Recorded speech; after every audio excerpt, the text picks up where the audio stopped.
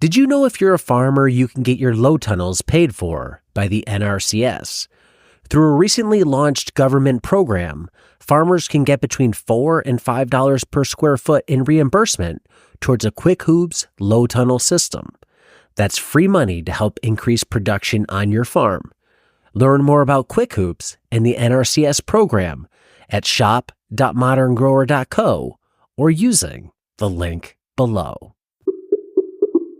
Going back to something you said at the beginning, and I'm no way implying this or knock on wood, wanting this for you, Alec, but Rob, you talked about the 1-3-5 schedule.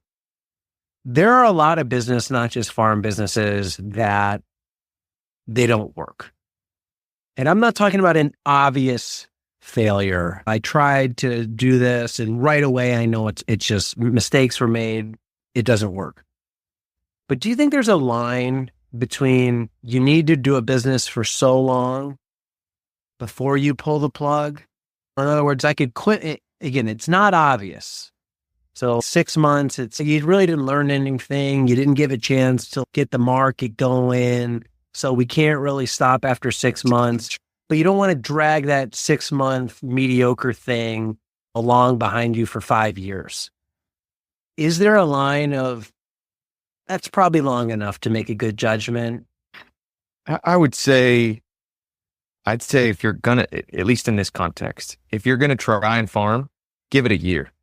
Don't quit until you've gone through a full season, because you have no idea. I thought going into this summer, it's gonna be hot, but it's gonna be great. We're just gonna be bursting with abundance.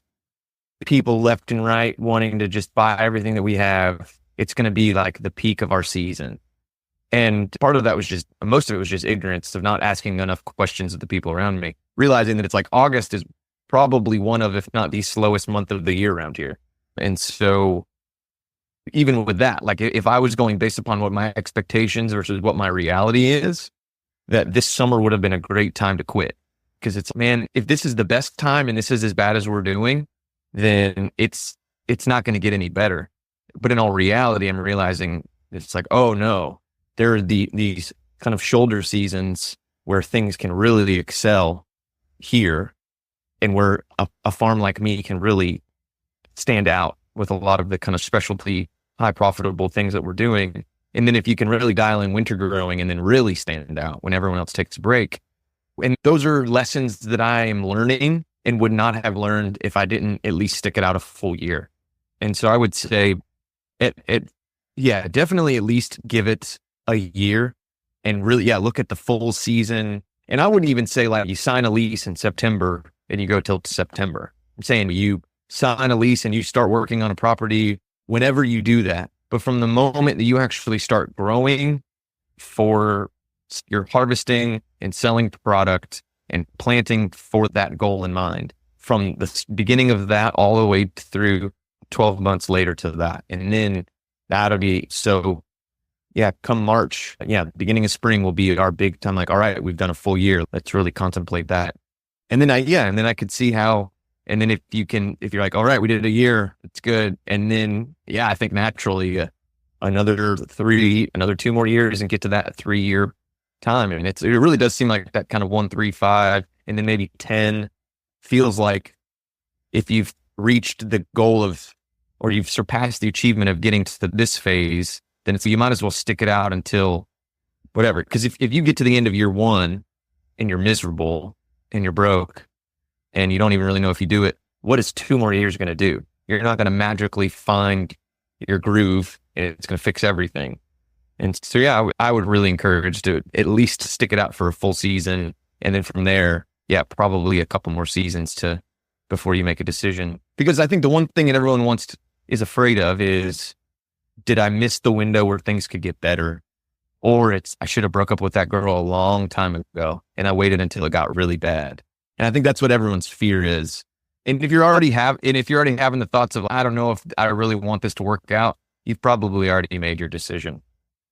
Yeah, I absolutely agree with what you've said there. I think going through everything once, when you've gone through everything once, if you give up at any point in that first 12 months or at the end of that 12 months, basically you've decided that this isn't for you. Either you don't want it or it can never work. years 2 and 3 are when you start applying the learnings of what you learned in year 1. The year 1, you've done it for the first time.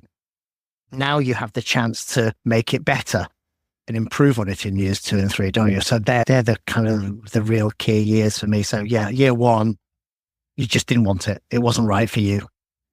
Year 3, I've been through the cycle. I've tried to apply the learnings and I can't make it pay, or I've lost interest, or something's happened, externally that means this isn't viable anymore.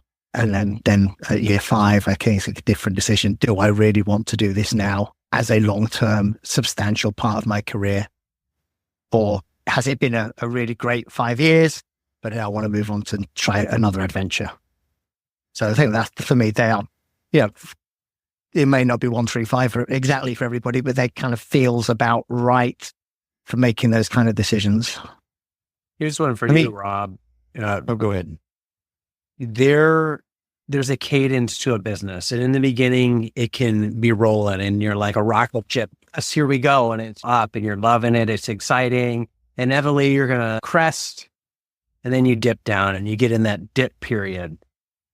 What are your thoughts on riding out a dip, determining if a dip is actually a dip before the next launch, or determining whether the dip phase is over, you was short-lived, the market's changed, something's moved on you, and the dip is actually just a flat spot before the decline. You have any thoughts on that further from farming or from other businesses?